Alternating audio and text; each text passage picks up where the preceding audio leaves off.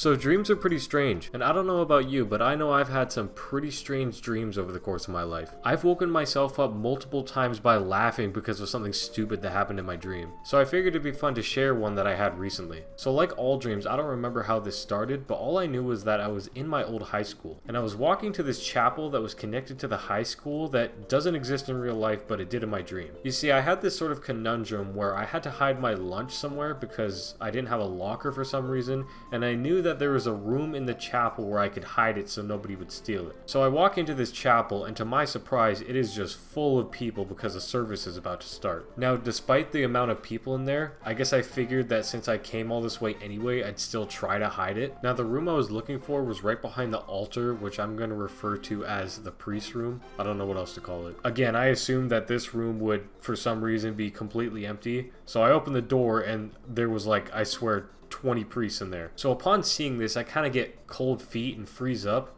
because I know I'm not really supposed to be in there, so I don't really know what to do at this point. Nobody notices I'm there until the Mr. Beast priest, this fucker, turns around and sees me. He can tell I'm looking for some assistance, so he walks over to me, but this guy doesn't speak a word of English. In fact, none of the priests in there did. So I did my best to try to communicate to him that I wanted to hide my lunch in this cupboard right next to him, but also I was trying to ask him if there was any showers nearby. I guess I wanted a shower. He seemed to understand the word shower, so he called over this Asian woman, who I interpreted to be their servant, I guess. She told me to come with her if I wanted a shower, so I followed her down this hallway that was to the right of the room that I didn't notice before. So she leads me to this bath behind a white curtain, and yeah, it's baths, not showers, and she starts filling it up. So I'm waiting there politely, just looking around the room for a minute or two, because let's face it, she was a G for doing that. She didn't have to fill it up for me. So some time goes by, and I'm noticing that this bath is kind of taking a while to fill up, so I peek around the curtain to see what she's doing. So I peek around, and this bitch is completely naked in the bathtub. And for a second, I'm kind of like,